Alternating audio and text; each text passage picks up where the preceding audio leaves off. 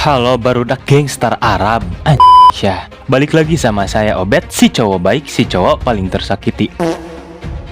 Di video kali ini kita akan membahas film horor psikologis yang berjudul Orphan First Kill, dirilis tahun 2022. Sudah tak asing dong dengan judulnya. Film ini adalah prequel dari film Orphan yang dirilis tahun 2009 atau kejadian sebelum film pertama terjadi. Buat yang belum tahu film pertamanya, pencet notif di samping alias di atas atau link di deskripsi. Orphan First Kill yang bercerita seorang wanita dewasa yang memiliki fisik seperti gadis kecil berumur 10 tahun. Sifat yang manipulatif dan penuh tipu daya membawanya ke sebuah keluarga konglomerat yang akan jauh berbeda dengan film yang pertama. Mungkin salah satu film plot twist yang pernah saya tonton ini mah, Seperti apa kisahnya? Ini dia Orphan First Kill. Pada tahun 2007 di negara Estonia, tapi tak disebutkan di mana kotanya, seorang wanita berprofesi sebagai terapis seni bernama Anna memulai hari pertama kerjanya di Rumah Sakit Jiwa Institut Saarne. Baru saja sampai dan bertemu atasannya, Dr. Novoti. Salah satu pegawai menginfokan bahwa pasien paling berbahaya di sana yang bernama Lina tidak terlihat di dalam selnya. Alarm darurat pun langsung dinyalakan dan Anna diminta berdiam diri di sebuah ruangan dengan pintu yang tertutup sampai Lina ditemukan. Novoti juga menjelaskan orang yang bekerja di sana sebelum Anna sempat melanggar protokol dan nasibnya kurang beruntung atau bisa disebut tragis di saat ia menghadapi Lina. Tapi di tengah gelapnya ruangan, Anna melihat seorang anak perempuan yang terlihat polos, di mana anak perempuan itu ternyata Lina. Hello there. I'm Anna. What's your name? Tak lama Novoti beserta stafnya datang dengan mengamankan Lina. Novoti menjelaskan bahwa gadis yang ada di hadapan mereka bukanlah seorang anak kecil. Karena Lina mengidap sebuah kelainan yang membuat dirinya seperti anak 10 tahun. Di mana umur Lina yang sebenarnya adalah wanita yang berusia 31 tahun. Sejak tiba di RSJ tersebut, Lina selalu memberontak dan ingin bebas. Bahkan ia sampai berdarah-darah akibat tali yang terpasang di tangan dan lehernya. Ia selalu memberontak.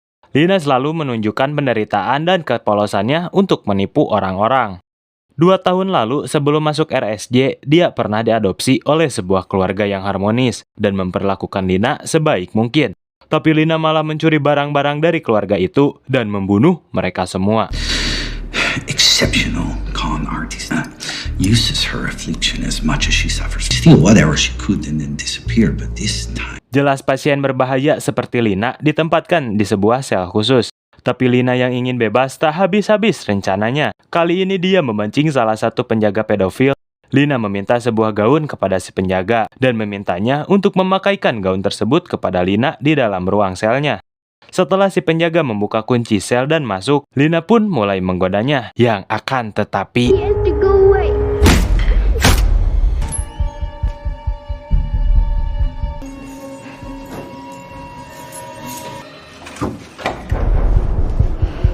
dengan mudahnya Lina bisa melewati pintu-pintu di sana menggunakan kartu akses penjaga. Ia terus berjalan menyusuri koridor dengan hati-hati sampai akhirnya dipergoki penjaga depan. Tapi namanya si kopret selalu ada rencana cadangan, yaitu memanfaatkan salah satu pasien di sana. Jika namanya dipanggil, ia akan mengamuk dan menyerang penjaga dengan sangat brutal.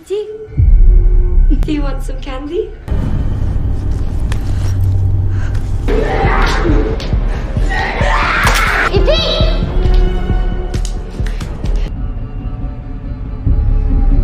Sebelum meninggalkan RSJ, Lina yang begitu cerdik pun mematikan sistem CCTV agar tak ada penjaga yang mengetahui bagaimana ia bisa kabur.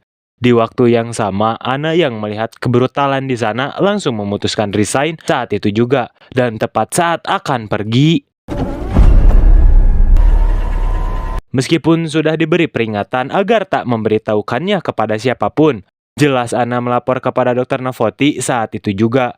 Setelah itu, Anna pulang ke rumahnya yang berada di kota dan sampai saat sudah larut malam. Suasana yang begitu sepi, insiden yang terjadi di RSJ, ditambah tiba-tiba pintu bagasi mobilnya yang terbuka. Entah siapa yang melakukannya dan membuat Anna semakin ketakutan. Dan di saat Anna masuk ke rumahnya, tiba-tiba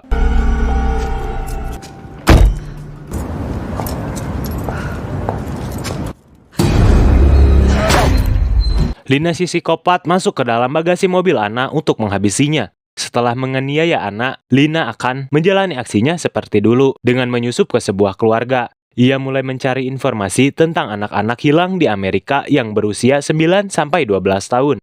Dan Lina melihat data seorang anak yang mirip wajahnya dengan dirinya. Ia bernama Estelle Albright yang hilang 4 tahun lalu.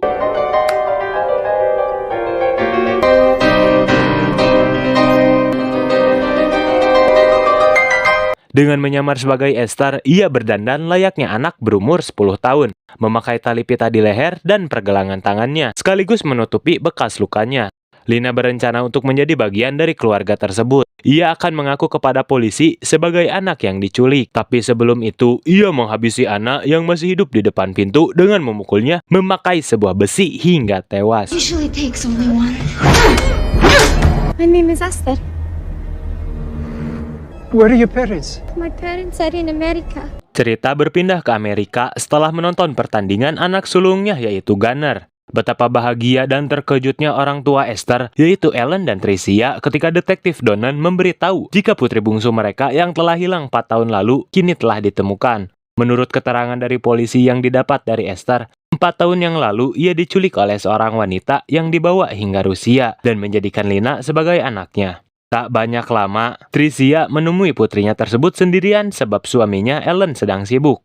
Terharu karena melihat anaknya yang sudah tumbuh dewasa, tapi di saat Tricia menunjukkan sebuah foto neneknya kepada Esther di pesawat, Esther jadi-jadian ini pun menjawab bahwa dirinya sudah tak sabar untuk menemuinya. Mendengar hal itu, Tricia bingung sebab ibunya atau neneknya Esther itu sudah lama meninggal. Merasa salah jawab dan mengatakan hal bodoh, Lina yang ke kamar mandi dan mengambil miras meluapkan emosinya di dalam toilet.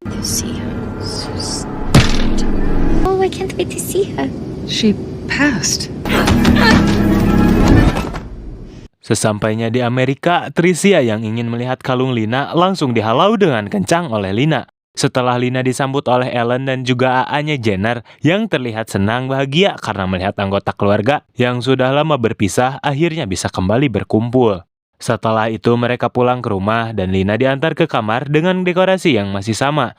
Keesokan harinya, Lina dibawa oleh ibunya untuk berkonsultasi ke psikolog yang bernama Siger, di mana ia memiliki burung peliharaan bernama Sydney yang dulu dekat dengan Esther.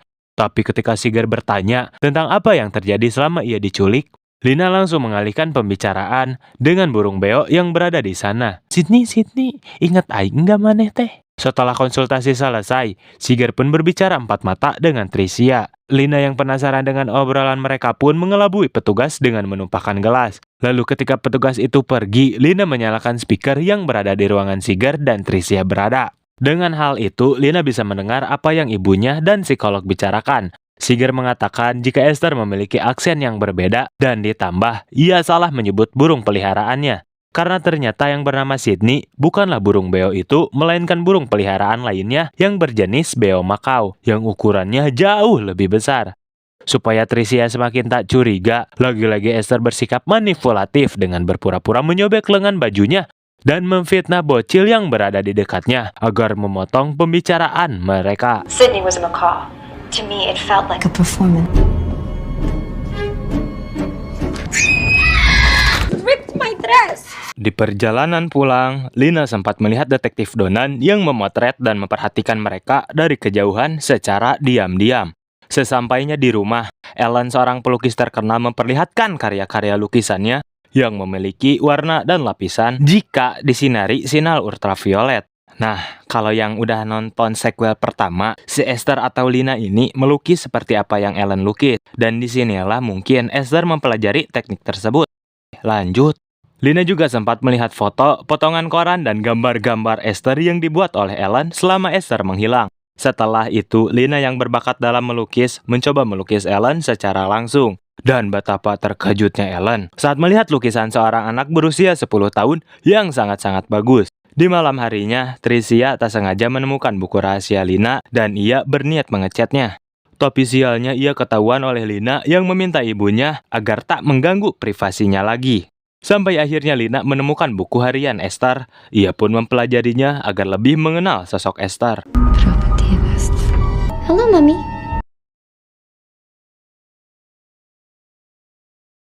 Saat malam, detektif Donan bertamu dan bersilaturahmi dan mengucapkan selamat datang kepada Esther.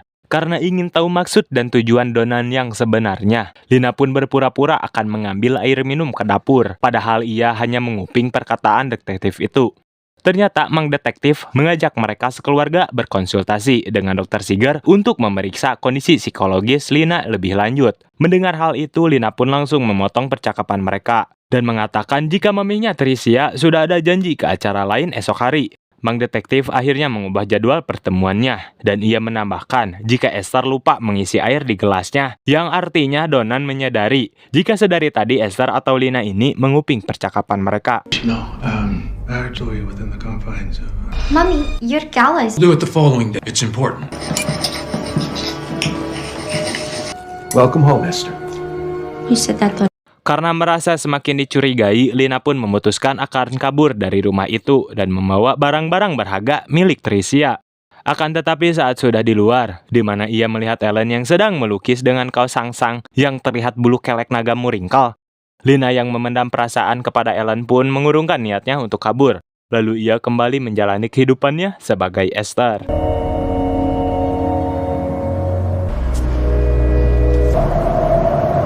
I think I'll stay here for a while.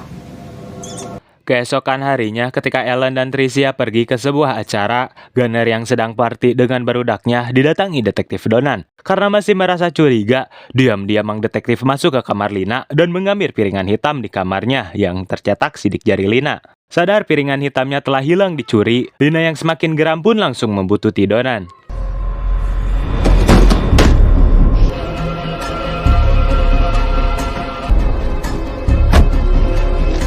Sekembalinya dari sebuah acara, Tricia pun masuk ke kamar Lina yang tak terkunci.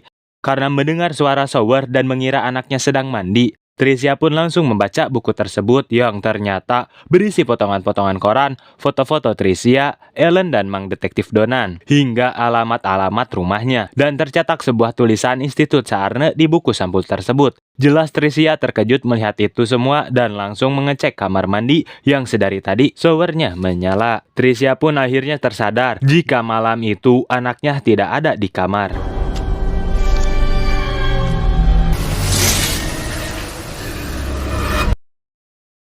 Adegan berpindah ke rumah Donan. Ia sedang menyelidiki sidik jari Lina yang jelas tak ada kesamaan sedikit pun dengan sidik jari Esther. Lalu di saat Donan memikirkan siapa sebenarnya anak misterius ini, tiba-tiba... Who the hell are you?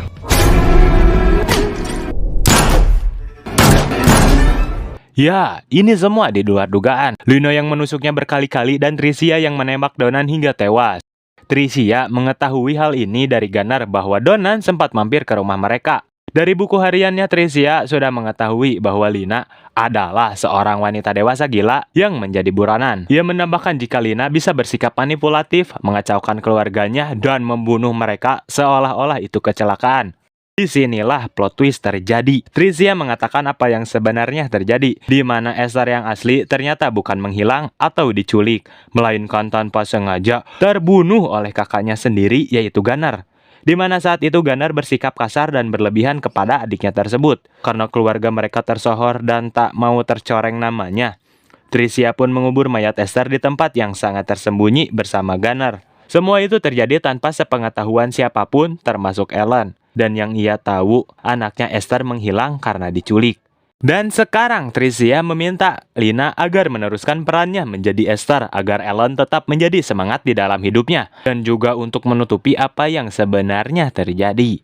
Setelah sudah menjelaskan itu semua, untuk menghilangkan jejak pembunuhan, mereka berdua membuang jasad Donan dan berkas-berkas sidik jari ke tempat Tricia membuang anaknya Esther. Selain itu, Tricia mengirimkan email dari akun Donan yang berisi izin berlibur kepada atasannya Donan. Sungguh sangat di luar prediksi. You can be Esther for now. Chose this role. Now you're gonna fucking play it.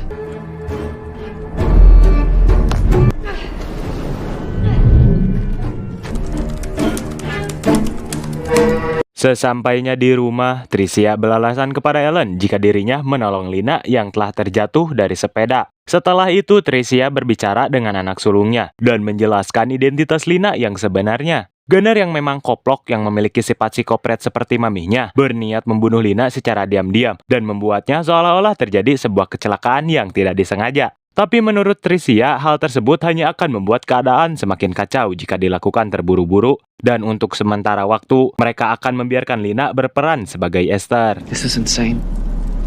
Even for us. It's just as much to lose as we do. So for now, we just keep an eye on. Agar orang sekitar tidak mencurigai Lina, Tricia pun memberitahu tentang kenangan-kenangan Esther bersama keluarga, dan ia juga memberikan Lina pakaian yang Esther sukai. Lina pun mengikuti semua arahan Tricia, dan rencana mereka pun berjalan mulus, mulai dari pertemuannya dengan Dr. Seeger yang tak mencurigakan sama sekali, dan juga ketika teman-teman Crazy Rich-nya bertamu untuk melihat Esther yang telah 4 tahun menghilang. All over his face, it's him sleeping in his You're telling sleep. this story. You're gonna pretend that pink is your favorite. Beberapa hari kemudian saat makan malam, Lina yang marah sebab dilarang pergi ke galeri seni bersama Ellen, akhirnya pundung dan membawa makanan tersebut ke kamarnya dan memberikannya kepada seekor tikus yang berada di ventilasi kamar. Untuk menghibur Lina, Ellen mengajak Lina untuk melukis bersama. Lalu dari kejauhan, Tricia yang melihat kebersamaan mereka berdua bahkan memegang tangan hingga menciumnya. Tanpa ada rasa curiga, Ellen yang masih menganggap si Lina ini Esther bersikap seorang bapak kepada putri kecilnya. Namun di sisi lain, Lina menyimpan rasa kepada Ellen dan berniat merebut Ellen dari Tricia. Sampai akhirnya Ellen pamit untuk tidur. Dan Tricia datang dengan perasaan cemburu. Ia merendahkan Lina dan menghina fisiknya. Surprise! I'm not your daughter. I'm a mutant grifter. So utterly delusional to think that he would want you? He is something, isn't he? I'm gonna go upstairs and fuck my husband. Saat sudah di kamar, Lina yang tak terima atas sikap Tricia, dan di saat itu juga ia terkejut di mana tikus yang diberi makan malamnya mati setelah memakannya. Lina tersadar jika hal tersebut dilakukan oleh Tricia yang ingin membunuh Lina dengan meracuninya. Sejak malam itu, Lina yakin bahwa Tricia akan berusaha menghabisinya. Untuk membalaskan perlakuan Tricia semalam, Lina membuatkannya segelas jus yang terlihat menyehatkan, tapi dicampur dengan bangkai tikus semalam. Selain itu, Lina juga berniat membunuh Tricia dan Gunner dengan cara mendorong mereka berdua agar tertabrak kereta saat akan mengantarkan Ellen pergi ke galeri seni.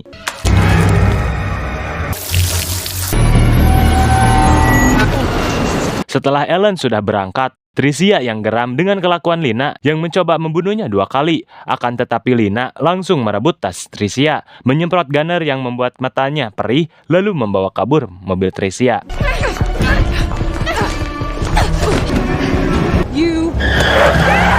Tapi Tricia tak tinggal diam. Ia langsung menghubungi polisi untuk mencari mobilnya dan mengantarkannya kembali ke rumah.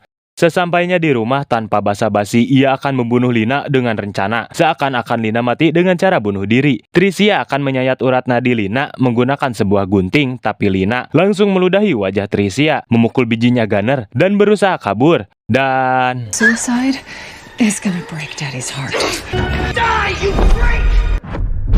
Lina dilempar dari atas tangga oleh Gunner hingga tak sadarkan diri. Tapi di saat mereka lengah, tiba-tiba Lina menghilang dan Gunner langsung mencari keberadaannya. Sementara Tricia dihubungi Ellen yang sudah di perjalanan pulang karena mendapatkan kabar atas ditangkapnya Lina tadi.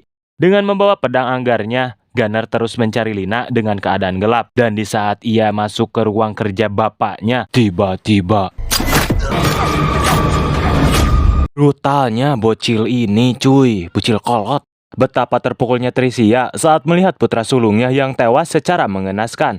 Tricia terus mengejar Lina hingga pukpak di dapur dan tanpa sengaja kompor yang tersenggol dan membuat api menyebar.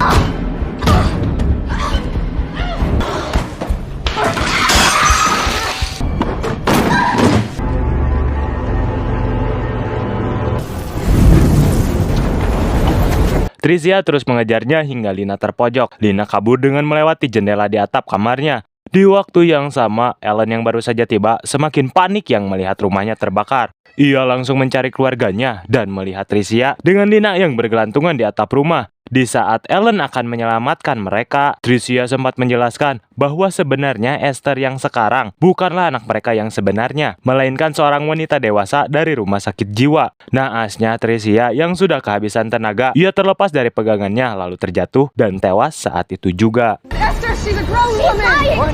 She's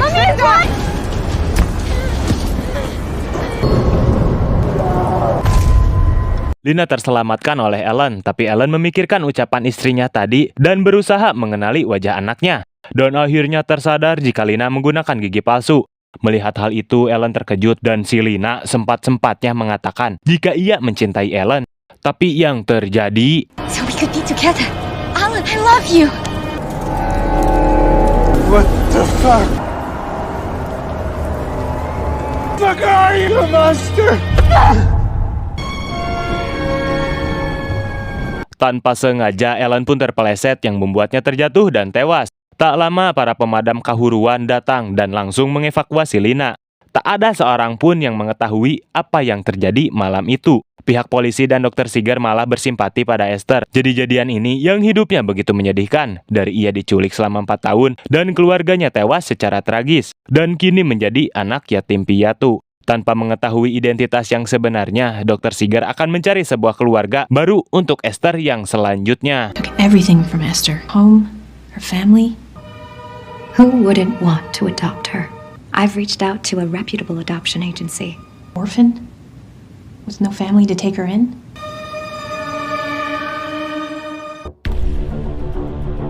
Pemeran Lina dari film pertama hingga yang kedua ini adalah orang yang sama. Dia bernama Isabel Fuhrman, Fuhrtah gitu pokoknya nama. Padahal jarak rilisnya berbeda 13 tahun dari 2009 hingga 2022. Itu karena para kru menggunakan riasan khusus seperti pengambilan gambar dari kamera yang pas dan juga teknik editing digital tanpa adanya CGI. Beberapa adegan menggunakan pemeran pengganti seperti Esther, seperti Lina sedang menghadap ke belakang, dan semua pemeran menggunakan hak sepatu yang tinggi, terkecuali si Lina agar Lina terlihat seperti anak kecil. Jika ada kelanjutan dari film Orphan, kita tunggu saja ya. Saya si Obet bersama rekan gangster Arab pamit. Wassalamualaikum warahmatullahi wabarakatuh. Suprek.